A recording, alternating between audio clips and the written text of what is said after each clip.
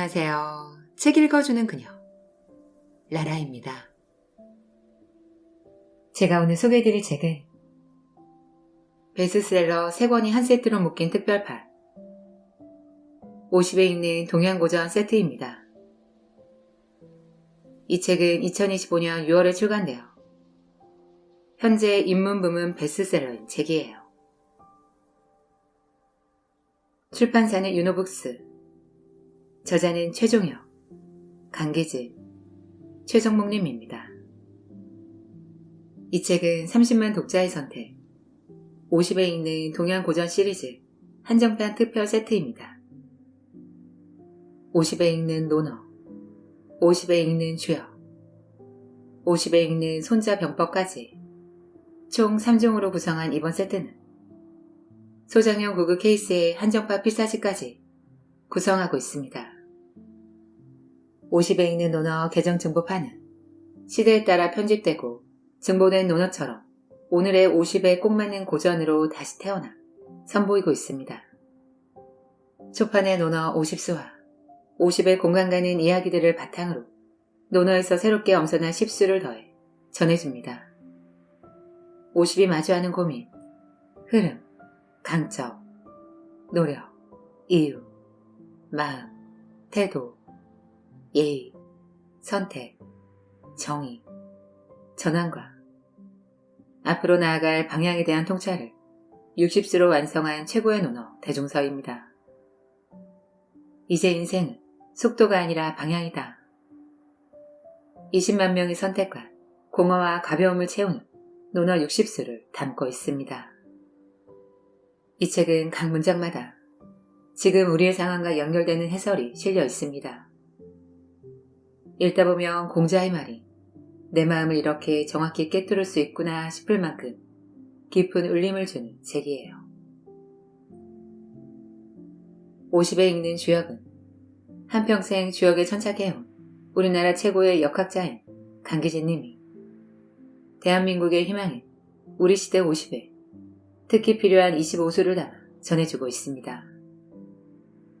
이 책을 통해 운이 좋아지는 법, 팔자가 꼬이는 것을 피하는 법과 대운이 트이는 법, 인생이 평탄해지는 법까지 50 이후 인생에서의 중요한 지혜를 깨닫고 필요한 조언을 얻을 수 있도록 전해주고 있습니다.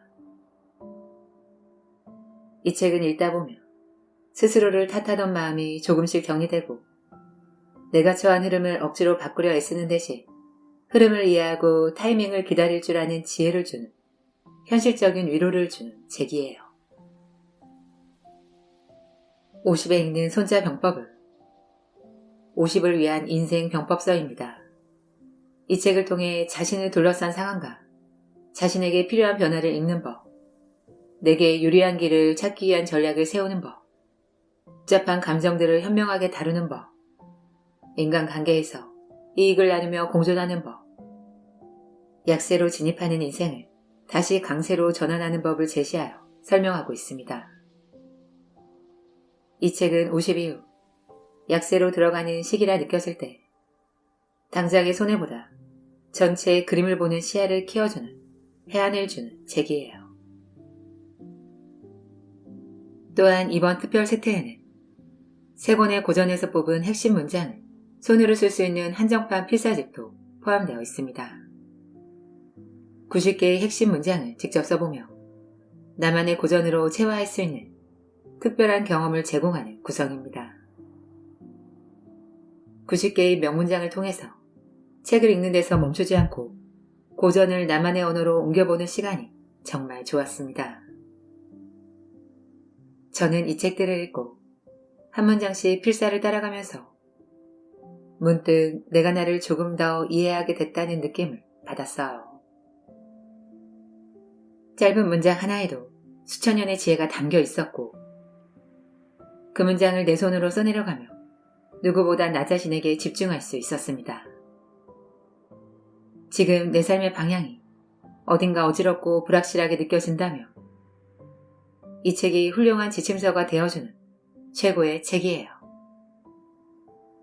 그럼 저와 함께 50에 읽는 동양고전 세트를 만나시러 책 속으로 들어가 보실게요.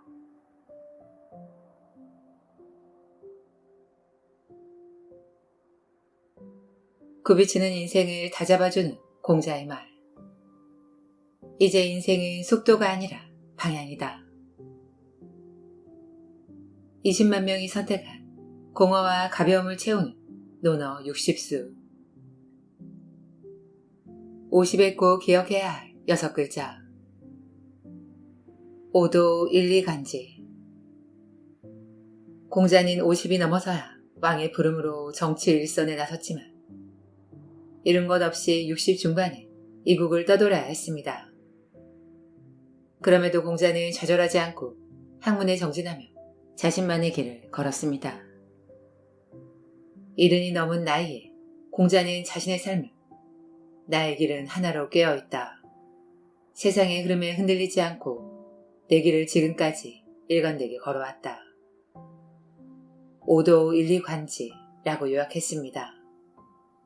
50은 일관성 있는 일을 시작하기에 좋은 나이입니다. 그러므로 좋아하는 일을 하는 것이 유리합니다. 좋아하는 일은 즐겁습니다. 즐거운 일은 오래 할 수 있습니다. 오래 하면 잘하게 됩니다. 잘하는 일에는 열정이 생깁니다. 더는 망설이지 말고 내가 원하는 길 끝까지 걸어가세요. 50에 있는 논어가 방향을 잡아줄 것입니다.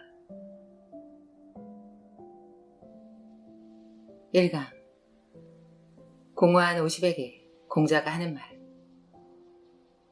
50의 의미. 가려진 나의 길을 찾아야 할 때. 50. 공자께서 말씀하셨다. 나는 15에 항운의 뜻을 떴고 30에 확고하게 섰으며 40에 의욕이 없었고 50에 천명을 알았으며 60에 귀가 순해졌고 70에 마음 내키는 대로 해도 법도를 넘지 않았다.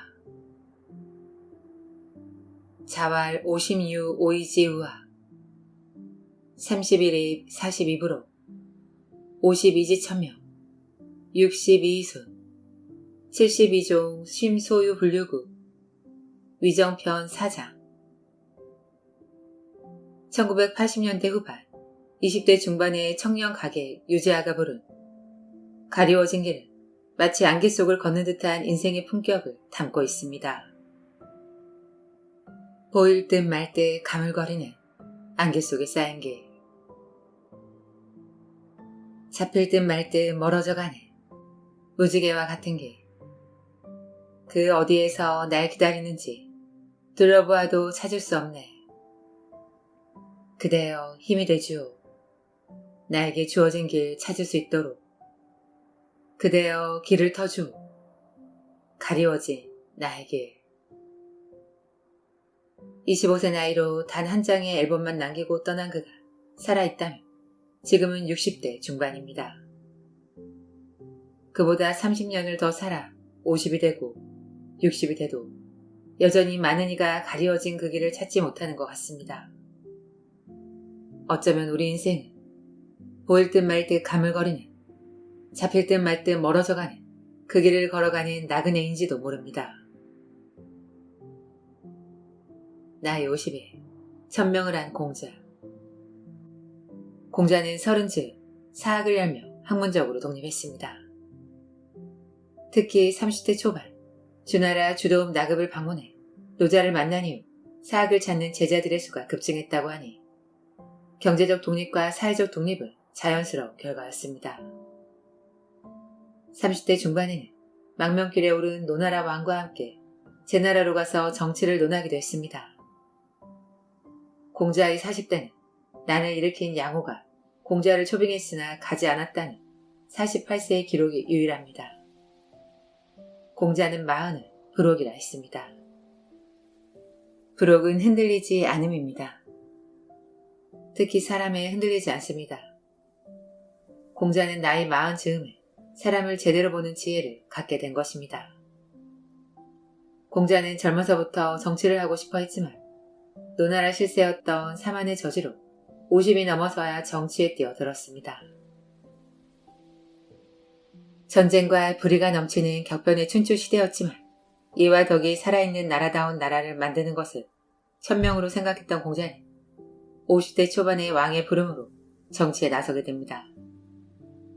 공자의 천명은 화평의 시대를 만드는 평화의 사도였습니다. 살아가는 이유를 스스로 정하는 것, 바로 지천명입니다. 공자는 바른 정치를 실현함으로써 평화의 시대가 가능하다고 믿었습니다. 하지만 그게 어느 정도 가능성을 보이기 시작하자 이후 제나라와 노나라의 실세였던 개씨의 농가는 공자는 노나라를 떠나야만 했습니다. 공자는 50대 중반에서 60대 후반까지 14여 년 동안 7개 나라를 떠돌아 다녔습니다. 결국 그의 지천명은 노나라에서 실현되지 못했습니다. 공자는 이순으로 대변되는 60대 대부분을 풍찬 노숙 이국에서 사람들의 비웃음과 무시 속에서 보냈습니다. 귀가 순해진다는 말은 타인이 알아주지 않더라도 노여하지 않고 열정과 천명을 가진 채 묵묵히 자기의 길을 갔다는 의미입니다. 주위 천하에서 돌아온 68세 공자는 천명을 이룰 다른 방법을 모색합니다. 현실 정치에 뛰어들어 나라를 바꾸는 방법은 더 이상 불가능해졌기에 방향을 바꿔 춘추를 쓰고 시경을 변찬했습니다. 그는 73세의 나이로 노나라 곡부에서 인생을 마쳤습니다. 60의 천명을 알아도 늦지 않다. 요즘 장수하는 어르신의 나이를 90세 정도로 본다면 현대인의 나이에 0.8을 곱해 2500년 전 공자와 거칠게 비교해 보는 것도 재밌어 보입니다. 현대인들은 20살 전후에 대학을 진학하며 비로소 학문의 뜻을 두고 30대 중후반은 돼야 비로소 독립다운 독립을 합니다. 학문적으로 독립할 수 있는 박사가 되는 나이도, 가정을 이루고 가족을 형성하는 나이도, 경제적으로 독립하는 나이도 마찬가지입니다. 보통 30대 중반까지 어느 정도 자리를 잡지만 갈등은 계속됩니다. 업무에서 오는 고민과 걱정, 사람들과의 갈등과 어려움으로 흔들릴 때가 너무 많습니다. 10여 년은 지나야 업무의 전문성이 높아지고 사람들과의 갈등에도 여유롭게 대처할 수 있게 됩니다. 요즘은 50이 돼야 세상에 어느 정도 흔들리지 않는 부록이 된다고 말할 수 있습니다. 너나 할 것 없이 어떻게 사는 게 흔들리지 않는 삶인가를 두고 고민합니다.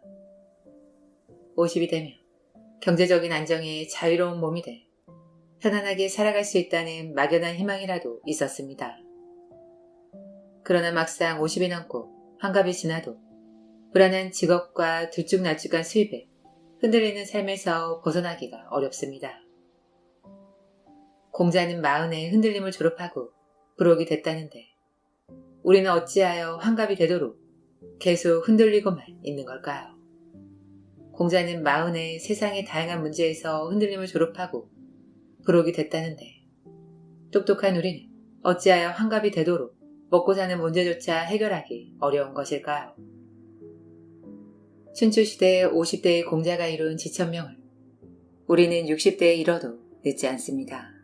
0.8의 비율로 적용해 본다면 63세에서 74세까지가 지천명을 이룰 나이입니다. 그러니 40대가 비로소 이립이 완성되는 시기입니다. 50대는 한창 흔들리는 유혹의 시기입니다. 삶에 흔들리고 돈에 흔들리고 사람에 흔들리는 시기입니다. 인생의 천명을 몰라도 문제없습니다. 환갑이 돼도 자신의 천명이 무엇인지 모르는 사람들이 적지 않습니다. 그래도 괜찮습니다. 63세부터 서서히 인생의 천명을 찾아 정하면 되기 때문입니다. 인생은 60부터라는 말이 헛헛하게 들리지 않는 이유입니다. 그러니 지금 50도, 60도 모두 희망입니다. 50에 들리는 유재하의 노래에 희망이 있는 이유입니다. 이리로 갈까 저리로 갈까 아득하지만 자신의 천명에 이끌려가듯 떠나는 이는 자신의 길을 찾을 수 있습니다. 25세의 가객이 노래한 지 30년도 더 지났지만 가리워진 나의 길을 누군가는 찾아내야겠습니다. 그게 바로 나이고 우리 이기를 바랍니다. 꽃을 피웠으며 열매를 맺어보자. 결실. 공자께서 말씀하셨다. 싹은 튀었으나 꽃을 피우지 못하는 경우가 있고 꽃은 피었으나 열매 맺지 못하는 경우도 있다. 자왈 묘의불수 자유의부 수의불시 자유의부 자한표 21자. 수제자였던 아내가 죽었을 때 공자는 이렇게 말했습니다. 내가 이 사람을 위해 애통해 하지 않으며 대체 누구를 위해 애통해 하겠느냐. 슬프다. 하늘이 나를 망쳤구나. 나를 망쳐버리는구나. 아내는 공자의 가장 뛰어난 제자였습니다. 그는 스승의 가르침을 실천하는데 한순간도 멈추지 않았습니다. 공자는 내가 아내와 종일토록 이야기할 때 그는 한 번도 내 말에 이의를 제기한 적이 없었다. 겉으로 보기에는 마치 어리석은 사람처럼 그저 수긍할 뿐이었다. 그러나 그가 물러난 뒤 그의 삶을 살펴보며 그는 내가 한 말을 하나도 어기지 않고 그대로 실천하고 있었다. 그는 결코 어리석은 제자가 아니었다. 오히려 나를 돌아보게 만드는 스승과도 같은 제자였다라고 말하기도 했습니다. 아내는 공자가 가장 아끼고 신뢰한 제자였습니다. 배우기를 가장 좋아했던 제자도 아내였고 가장 어진 제자도 아내였습니다. 아내는 안빈낙도의 대명사였습니다. 그런 제자가 스승보다 먼저 세상을 떠나자 공자는 너무나 안타까운 마음에 한탄한 것입니다. 꽃은 흔들리며 핀다.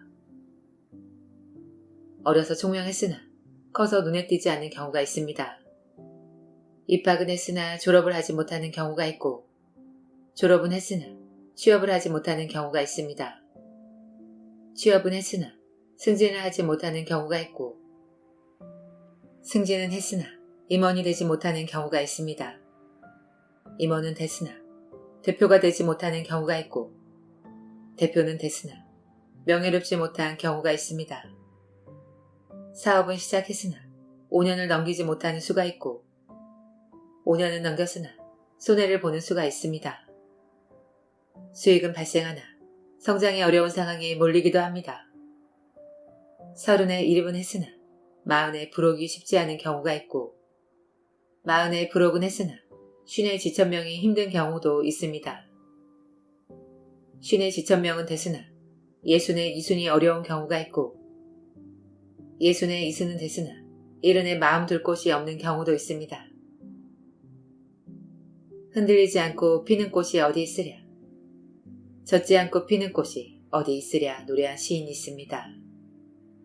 이 세상 그 어떤 아름다운 꽃들도 다 흔들리면서 피었나니 흔들리면서 죽기를 곧게 세웠나니 흔들리지 않고 가는 사랑은 없다고 했습니다. 이 세상 그 어떤 빛나는 꽃들도 다 젖으며 피었나니 바람과 비에 젖으며 따뜻하게 꽃잎을 피웠듯 젖지 않고 가는 삶은 없다고 했습니다. 인생의 꽃을 피우는 것도 쉬운 일이 아닙니다. 싹은 내 의지와 무관하게 트이지만 꽃을 피우기 위해서는 비에 젖고 바람에 흔들리면서도 많은 것을 이겨내야 하기에 더욱 그렇습니다. 우리가 이 세상에 나온 것, 우리 자신의 의지가 아닙니다. 인연과 연결해 생각할 수도 있지만 분명한 건 자신의 의지는 아닙니다.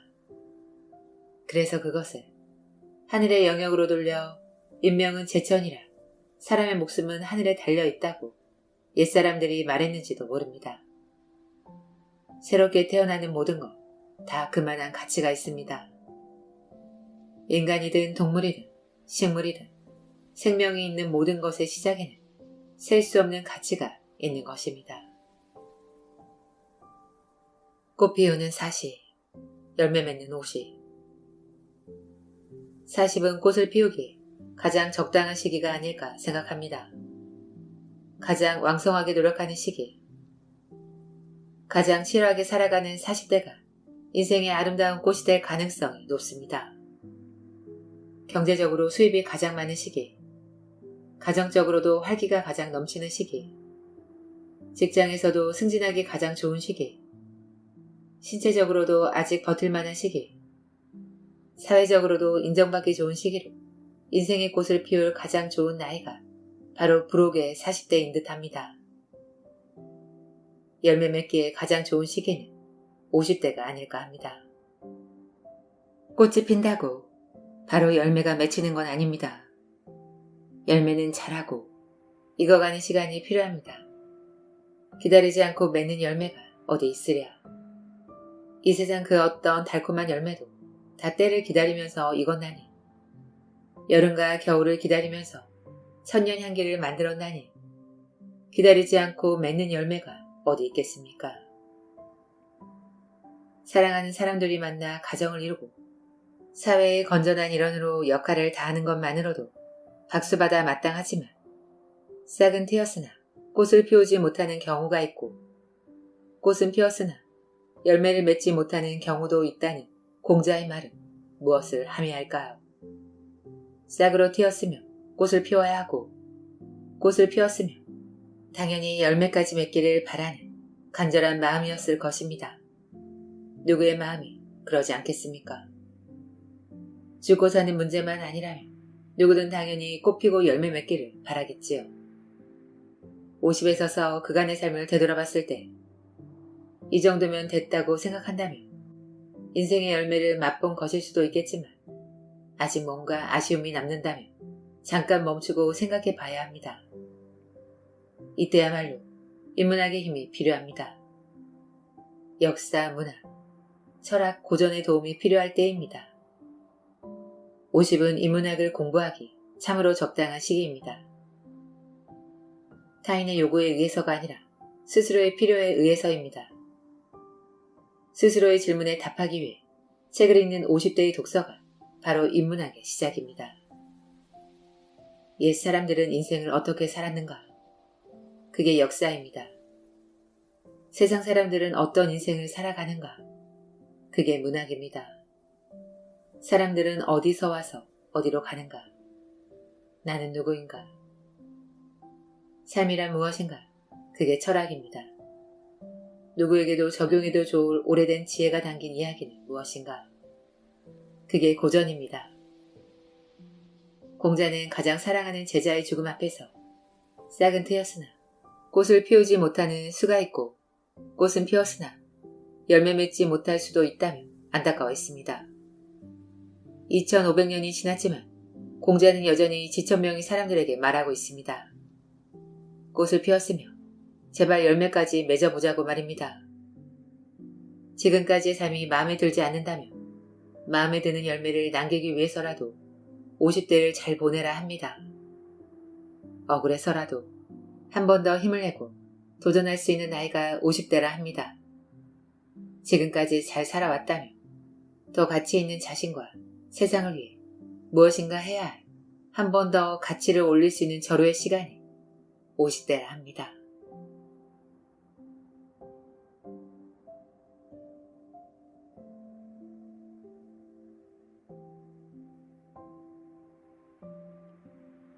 이 책은 내 인생이 지금 어디쯤 와 있는 걸까? 앞으로 어떻게 살아야 할까? 그 물음을 스스로에게 던져본 분들께 꼭 추천드리고 싶은 책이에요. 단단하고 조용한 울림이 필요한 시간, 나에게 주는 선물 같은 책이에요. 많은 분들이 함께 하셨으면 하는 꼭 추천드리고 싶은 책이에요. 지금까지 책 읽어주는 그녀 라라였습니다.